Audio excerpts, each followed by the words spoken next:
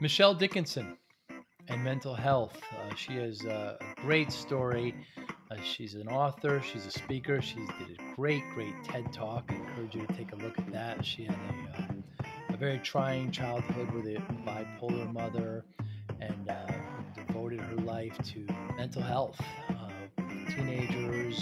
She's moved to the corporate environment where we can look at it from the perspective of coworkers.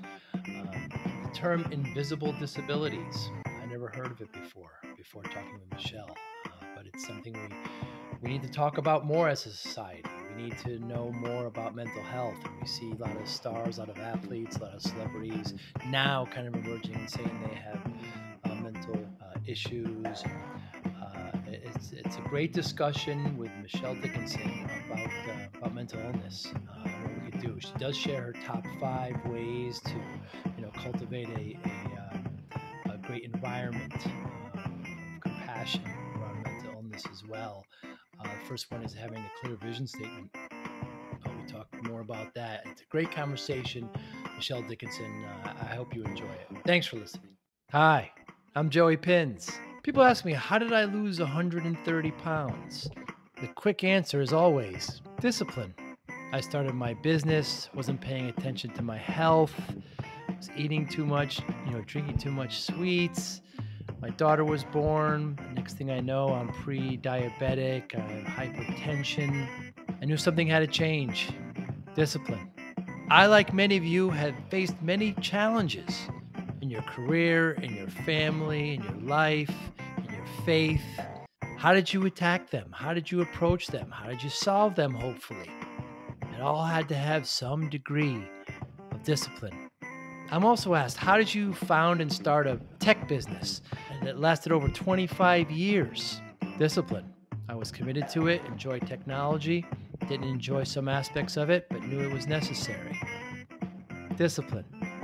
Our podcast mission, how do we use discipline to better ourselves and society?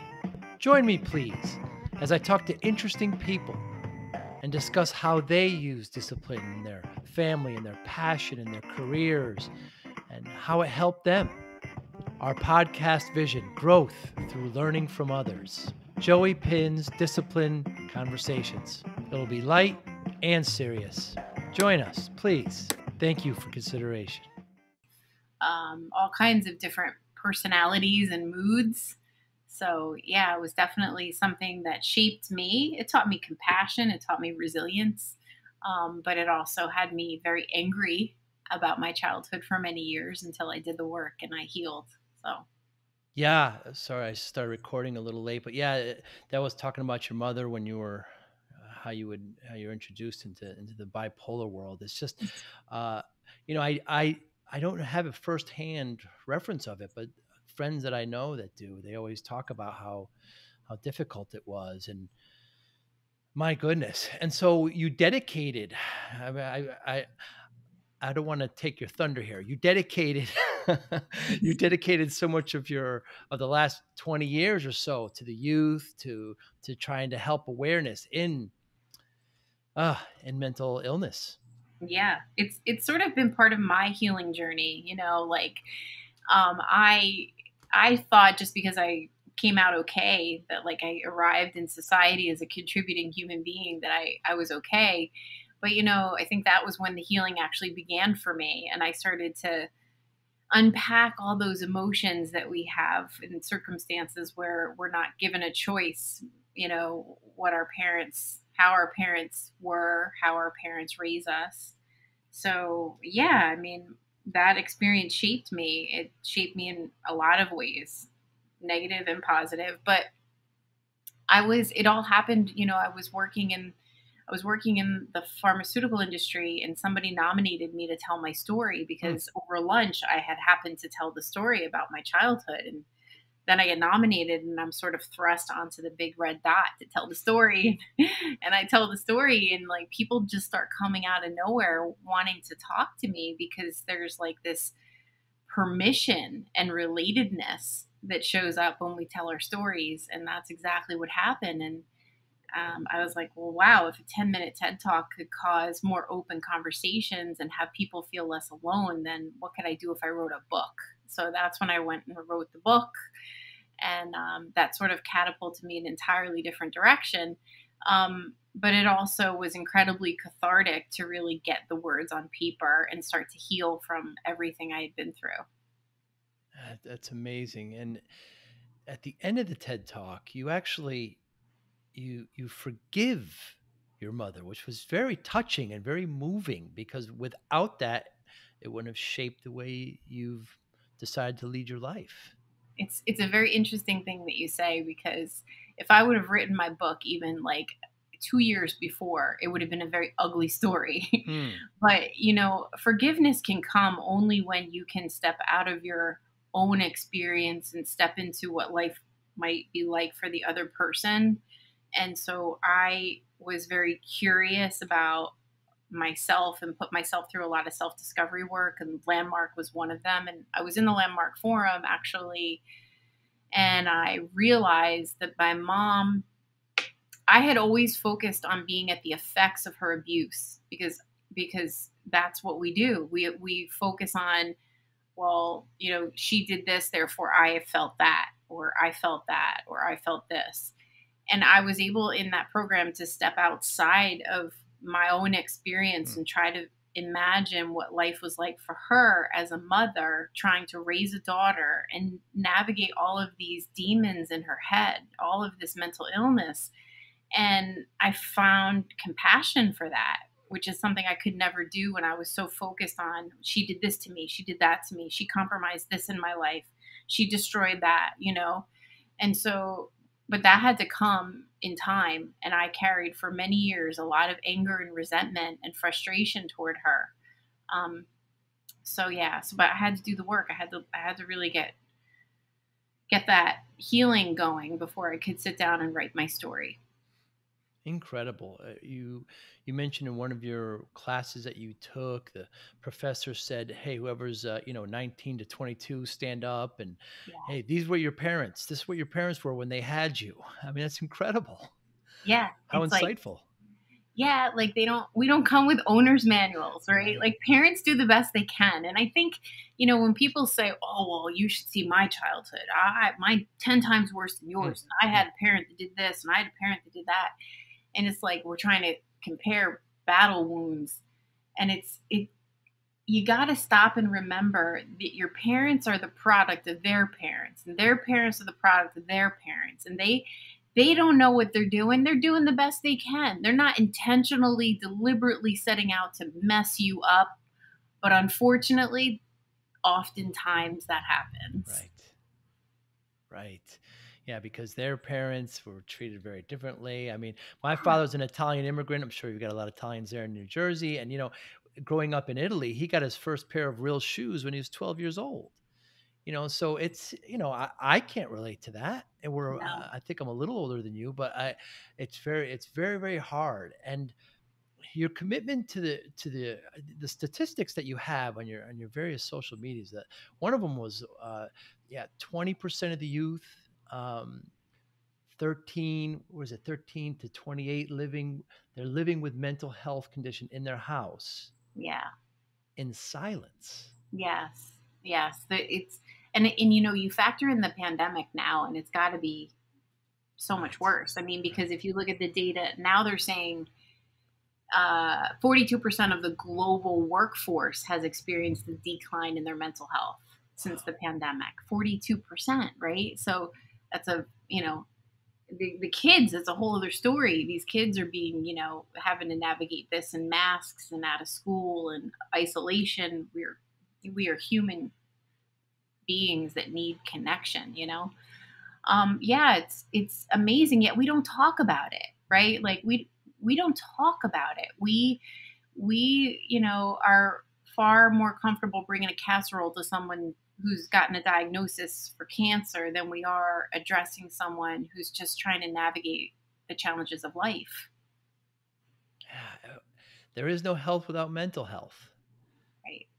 One of your phrases there. And And why is that? Why is it? Why is it that we don't talk? Is it perception is the stigma that you're weak, that you can't handle it? Well, like why is that? Why aren't we talking about it?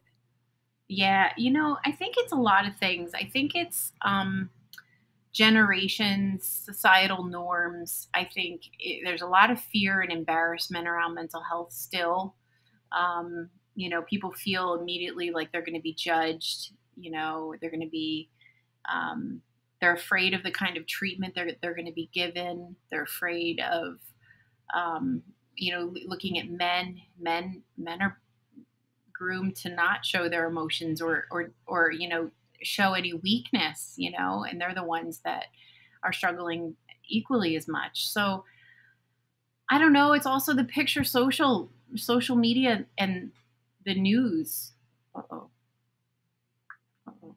Oh God. What had just happened? No, I can still hear you. Nothing happened. Okay. My screen is all weird. Okay, Oh, sorry. no problem. It's also, I'm sorry. It's also what the media does. It's the news, right? So we see shootings happening in the news. Mm, Unfortunately, the person might have had an undiagnosed or untreated mental illness. So then that shapes, well, oh my goodness, if you are crazy, you're going to shoot up a building, right? mm. So there's a lot of, I think, opportunity for people in the media to do a better job, you know, I guess communicating what is going on instead of painting this picture. I mean, I also think we're in a very exciting time, right? With COVID, COVID has really forced us to acknowledge our humanness and how hard it is to be quarantined.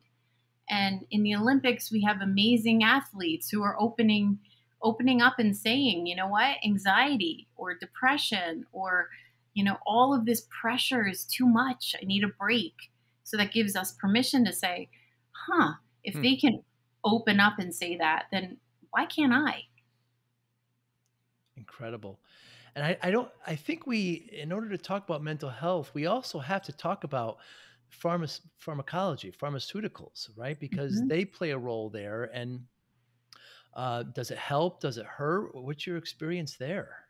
As someone who spent 19 years in the Yeah. pharmaceutical industry, I have to tell you, I think that there's a place for everything, and it's not one size fits all. You know, and not all drugs are bad, and Mhm. not all drugs are good. Right. What it comes down to is we are complex human beings with complex emotions, complex histories, certain types of traumas that are unique to us that might not be a trauma to someone else. And it's about communication with a therapist and getting the best treatment for you. It doesn't mean that, all treatments are going to work for you. Right. It's definitely a unique case by case scenario and something that you should be working with your therapist on. Will there ever be a drug that removes mental illness? It's a very interesting question. I think we've come into this part of society and into this generation where we're accustomed to leaning Hmm.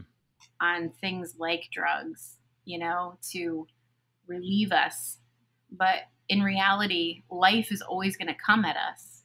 So we're always going to be having those experiences that have us, in sad moments and in happy moments. And I think that emotions are part of the ride of life. So to say a pill to remove mental illness, Hmm. I mean, a mental imbalance that's going to happen in our lifetime. And is that best resolved through a pill? I don't know. Maybe it's also resolved through our lifestyle and what we're doing every day and how we're preserving our well-being and what we're doing to nourish our bodies and our minds, you know? Interesting. How about natural supplements and vitamins and things? Do these help in any of the mental illness issues? One of the things that I teach in my resilience program, and I just want to say, I'm not a clinician and I don't play one on TV at Hmm. all. Okay. What I do in my programs and my resilience programs is I remind people of the mind gut connection. Hmm. So when we're eating poorly, that's sabotaging our mental health. The brain needs to eat we need to eat so that our brain gets nutrients so that we feel good. So I'm always promoting a diet rich in nutrients and good vegetables and good fruits and good wholesome food, because we need that for our balance. Our brain needs that for brain balance. So I always am advocating for check your diet. It could be sabotaging how you're Mm, feeling. mm. Like if you're eating processed foods and sugars and caffeines and, as they say, dead foods, how do you expect your brain to fire? And that's going to correlate to how you feel your emotions. And then that's going to correlate to if you're feeling depressed or uplifted. It's amazing what a good diet will correct. It really is. It's amazing. I've been taught the three pillars, or diet, exercise, and sleep. And if you could surround your life around those, I mean, it should correct a lot. Is depression a mental illness? I believe it's a clinical diagnosis, Hmm. for sure. Do we have days when we're low or when we're down? I think, Right. yeah, absolutely. Is it clinical depression? I mean, for me, I personally was diagnosed with depression when I was going through my divorce. Um, and I thought I was just having a bad week, a bad few weeks, couldn't get out of bed, wasn't really feeling myself. But my doctor was like, no, he's like, you definitely, you're dealing with, a life event, and life events can actually take us down and have us deal with depression temporarily. But then Hmm. there's like the chronic depression and severe depression, that people live with and have to medicate themselves for. So yeah, it depends. Incredible. So you mentioned that you're not a clinician. Are you more of a coach?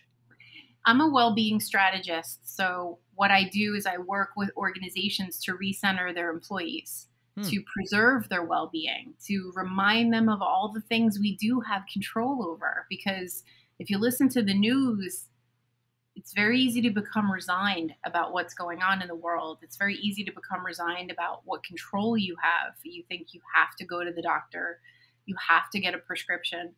But there's actually things you can do. Like you just mentioned, the three pillars. Hmm. Are you eating? Are you exercising? Are you sleeping? What's your sleep hygiene like? What are you doing for stress management? There's all those things that we do have complete control over, that we can do our part to help us, to help ourselves. Very interesting. And I think we're both parents. I certainly am. I think you are as well. And to make sure this pattern doesn't repeat, we have to kind of take care of ourselves before we can take care of our offspring and our peers. It's so important to model. I say this all the time in my programs because I've had so many, um, employees in the programs that I've delivered in the corporate setting come to me and say, I'm worried about my teenager. I'm Hmm. worried about my young one. All of a sudden that now they're home on screen all the time. They don't interact with anyone. I'm worried about them. What do I do? How do I help them?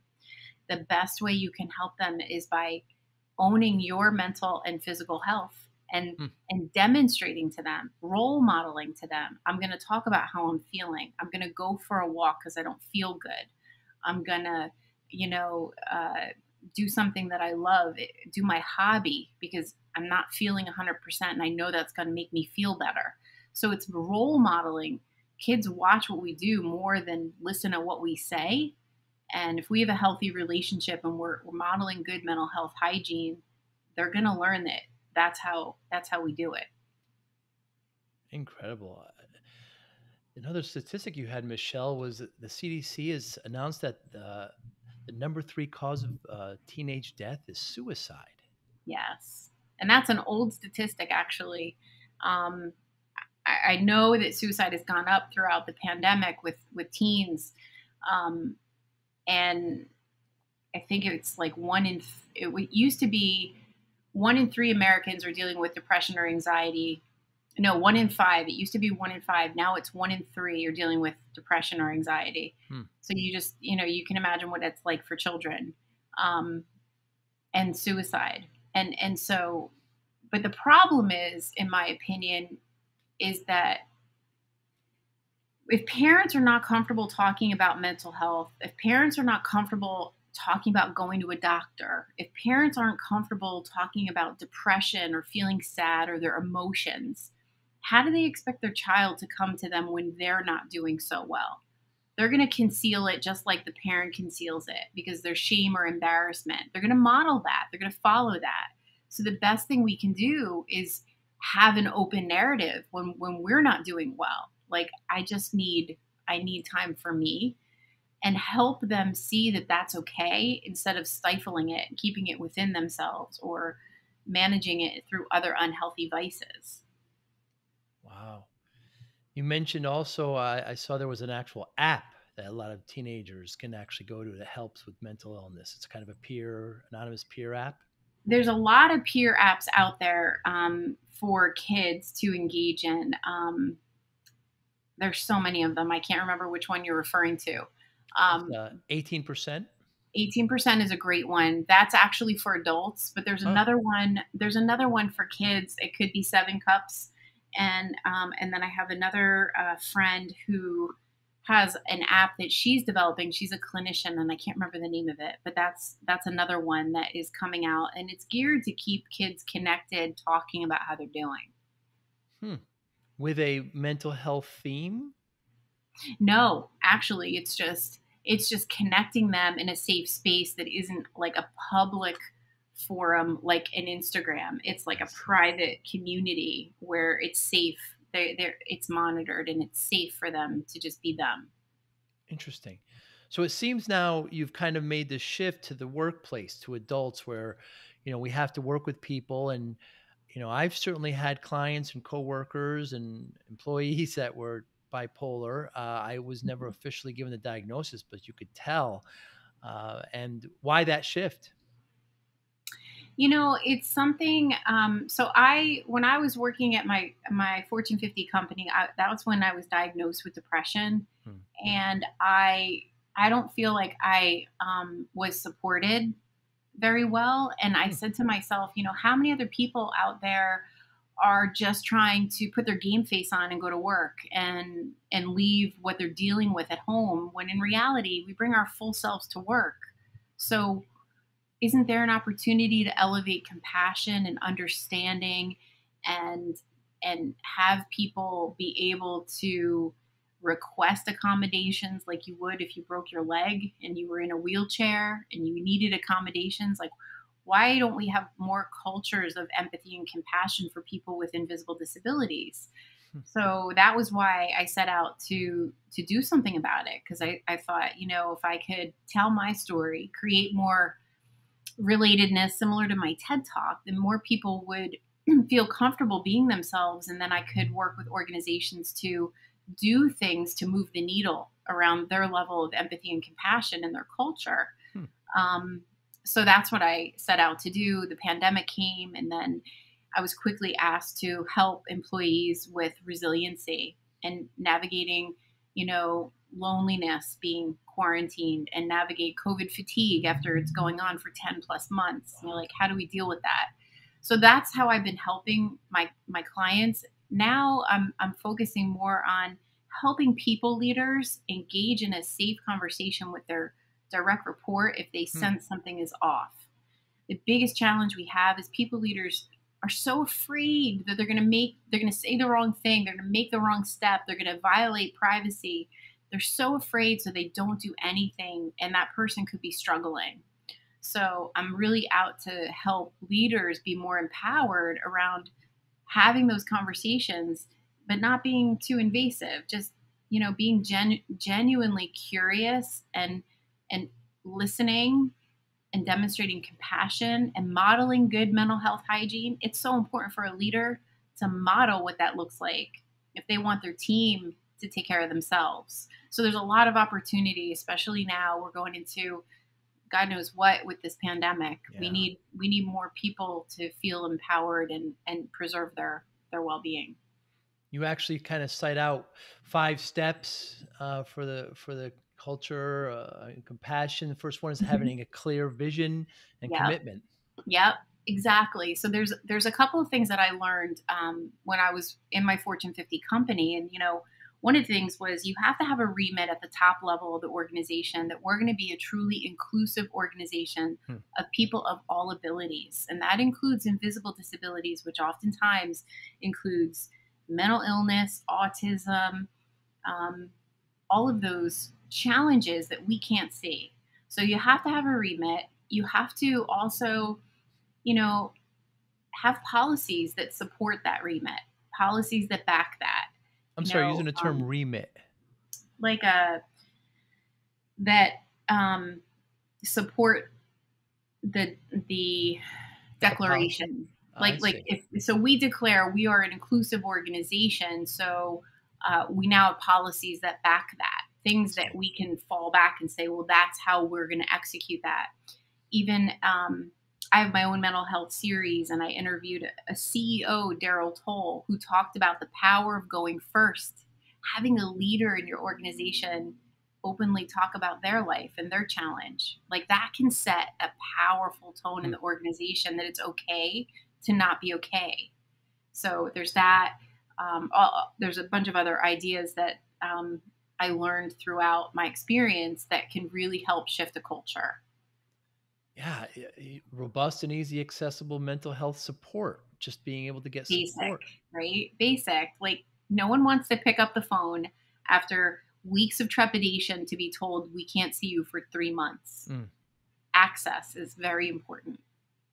incredible. Education and training, like you just Hmm. mentioned, Yep. structured employee peer support community, Hmm. and, Yep. and then of course the Leveraging your culture. people. People don't realize that the power of leveraging your own people. You Right. know, there when you have an employee who's navigated depression and they've come back to the workplace, they are a beacon of hope for anyone else who might be struggling because they see that they made it to the other side and they're okay. And they're one of them. They're in their workplace. They're, we're on the same team and you're doing okay. So talk to me about what that was like because I'm terrified. So peer groups are so powerful. And this is a silly question, but obviously the pandemic has made this worse because we're not physically closer to each other and we're isolated. And while some may believe they're thriving in it, I mean, there's just a certain amount of camaraderie, even productivity when we're together. Oh yeah, absolutely. But you have to get creative and stay connected. I am an entrepreneur. I live alone. I have my dogs. I was feeling it too. Isolation is like it's and I'm an introvert. So Hmm. you'd think I would have been in heaven, right? But like I'm an introvert. So but I missed the connection. So you have to get creative. You have to find ways to connect. You have to use our technology. But the challenge is when we're not feeling good, we want to just isolate. We want to like curl up in a ball on the couch and forget about the world. But that's when we have to actually force ourselves to reach out. So we have to stay connected when we're not doing so good. It's so important. Yeah, it really, really is. Another thing you mentioned in your TED talk was that you realized at one point that you had this book in you and you had to get out, and that's the Breaking Into My Life, your memoir. Yes, yes. So I released the book a couple of years ago, and it was really with the mission to humanize mental health. Because if I could step people through what it's like to love someone with a mental illness, then maybe they could see them as the human beings that they are. Because they're human beings. Just because you have a diagnosis doesn't mean you are the Mm, diagnosis. So I really wanted people to see what I saw in my mother looking back, and she was a loving, caring mom, and she had bipolar disorder. So I thought if I could humanize that experience, I could reach more people so they didn't feel so they understood it, and then those who loved someone with a mental illness felt like they weren't so alone. That was my goal. yeah, very good. So some concrete advice. If we Mhm. have peers or even friends that we think, are borderline, and that's a very, very tough, Yeah. discussion and navigation there. They're good people, they're good friends, but that you could just tell that, there's just something off there. And bipolar is probably overdiagnosed all the time. But how do you have Yeah. that discussion? But is it though? So this is the problem. Hmm. And I love that you brought this up because I think a lot of us try to put the hat on of the clinician. Mm. What do they have? It's not our business what they have. What our business is to extend our heart and be compassionate and listen and help them get to where they need to get to for support. That's it.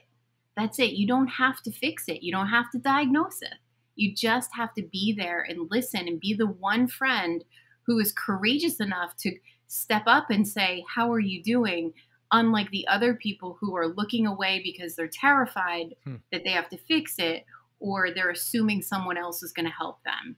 So I always say you don't have to do that. All you have to do is listen and bridge them to getting care, Hmm. and just extend your heart. That's the greatest thing that we can do for anyone who we suspect is suffering. Have you done that? Have you had cases? Yeah, I mean, I think that we all have the friend that we're always a little bit worried about, and Mm. I always check in on my friends, even the ones that appear to be bulletproof. The ones that we think are okay. They're the ones that most of the time no one is checking on. So yeah, I'm the one that's reaching out and going, "Hey, just checking in on you. How are you doing? Are you hanging in there? You need anything?" And even if they don't take me up on it, they know that I'm there. I'm planting seeds so they know that they're never alone, that they can always reach out to me. Very interesting. And should we get, I'm just trying to think how to word this. Should we know where they can get help and say, have you ever considered talking to somebody about this? I mean, is that overstepping boundaries? No, I think that so we've all had moments, and I think if you come at it from a place of judgment Mm. and you come at it from a place of it's this big thing to talk to someone, it's going to land that way. Right. But if you come at it from a space of I once was dealing with depression. I once dealt with it. I once dealt with severe anxiety. Did I ever tell you about the time when I got dumped by this person and I was like in the fetal position for a week? Like, did I ever tell you about that? Because that was rough. So if you extend a little bit of yourself to them, then they feel less alone. Hmm. And if we can just, you know, have there be nothing wrong with talking to someone, right? Like it doesn't have to be a psychotherapist. It could be a counselor. It could be, a nurse. It could be someone. It doesn't have to be, you have to go to a specialist in, psychopharmacology. Like, no, it just talking about our problems, our struggles, our emotions, our humanness is very, very cathartic. And people need to not have a barrier between Hmm. suffering and isolation and reaching out and talking to someone. Yeah, you just gotta kind of humanize it, and what if it's somebody like a very, I guess it's really the same answer I would suspect, is that what if it's a loved one? What if it's a relative? What if it's a mother or a daughter or a brother or a sister? It's the same, really the same answer. Yeah, just giving them permission to acknowledge, that if this is compromising their joy or their day to day, their enthusiasm for life, it's not worth it, Mm. and just giving them permission to return to the joyful person they know them to be. Now, what if we extend it to strangers, like, the homeless, or to, we've all seen, New York Yeah, City's right in between us, I Michelle. So, know. we see this many. I mean, let's give you a magic wand. I mean, how do we get these people help? Yeah, it's such a crazy time right now. I think about, when COVID hit and the amount of homeless in New York City, the restaurant closures, Mm. the tragedies of suicides that were happening. I had a friend that lived in the city and had to just leave. The increase in drug use, Yeah. um, because they were all just trying to escape reality because it wasn't pretty. I think there's so much around this topic that needs to be discussed. I think, you think about the prison system, you think about the healthcare system, all of this. There's so much opportunity, um, and I believe that we shouldn't write any human being off. Mm. Everyone deserves care. Everyone deserves a chance, um, I think we need more healthcare workers. I think we need more people willing to help other people, Right. counselors, therapists.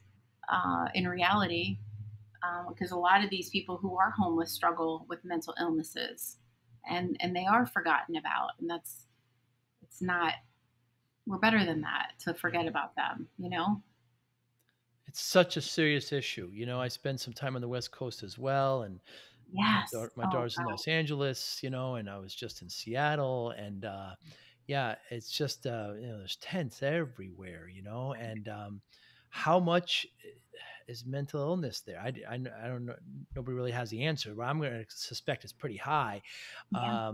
And how do we reach them? And like you said, we're, I don't know, the richest country in the world, and we can't help them. And is it getting better? Are we talking about it more? These kinds of discussions, that we're having Yeah. today, is it getting better?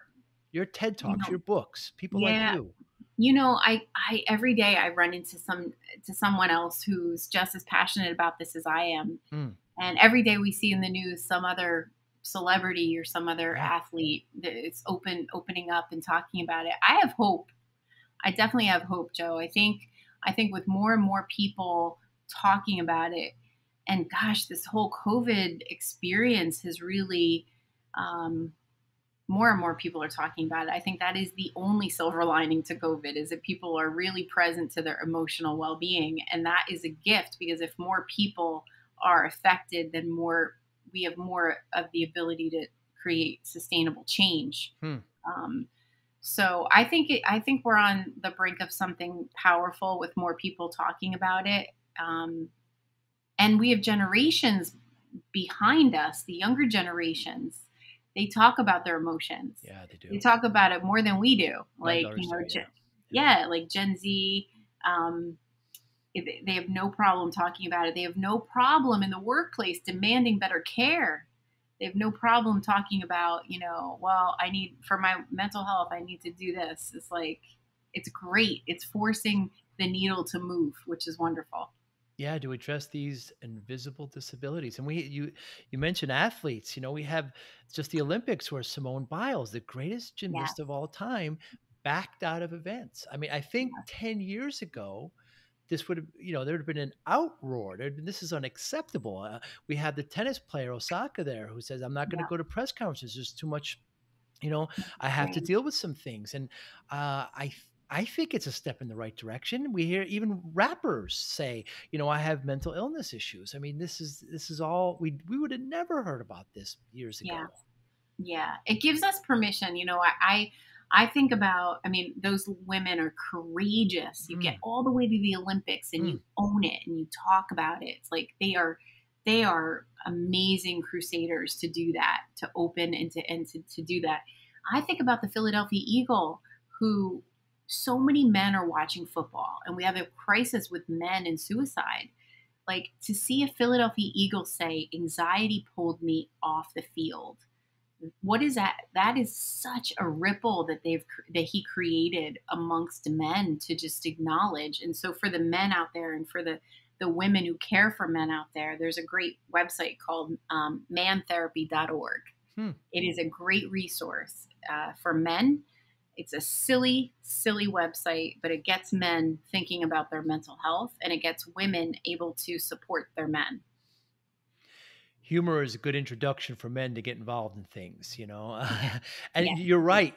Football, which is so masculine, which is yeah, so over the top, and you know, uh, no wimps here. And for that athlete to come out and say that, I think it's a step in the right direction, and I think with people like yourself out there, and more discussion about it, it's only going to help. It's only going to help. yeah, I'm optimistic, especially after this conversation. yes. Awesome. Yeah. Anything else we can do as just the general public to support it, to like, what can we Um, do about talk about it more is certainly the most important thing, right? yeah, talk about it more. Own your humanness. Mm, Recognize it's okay to not be okay, and talk about it. Right, like, talk about when you're not doing so well, um, because I think we have more of an impact when we model it. Right, like, it's so. it used to be taboo to acknowledge your emotions, like, and talk about openly, oh, I take a antidepressant or whatever, but let's just start talking more openly about it and normalize it for our own circles, and so people in our own circles have a healthier relationship to their well-being and open up and talk about it. That we can create a ripple effect by Hmm. just doing it within our own little families and friend communities. What an important piece of advice there. Even with our communities, it'll ripple out. In our workplace, it'll ripple out. And Right. yeah, if we kind of keep that there, hopefully it can go out and again just talk about it. And it would be great if media would talk about it more because you never hear about it. Right. And it never or seldom, I shouldn't say, but it's getting better with some of the athletes and some of the celebrities, but certainly the news doesn't push Right. it at all. Michelle Dickinson, what a absolute pleasure. How can people get in touch with you? We mentioned your book. Please mention again. You have a couple of websites and a couple of social media contacts. Sure, sure. So, if you're interested in the workplace mental health work that I do, you'll go to careforyourpeople.com, and you can find out a little bit about how what I do in the workplace. My book is Breaking Into My Life, and it's available on Amazon. Um, you can also follow me on my other website, which is michelledickinson.com, and you can learn about my story there, and you can learn about the 5 steps to creating a compassionate workplace.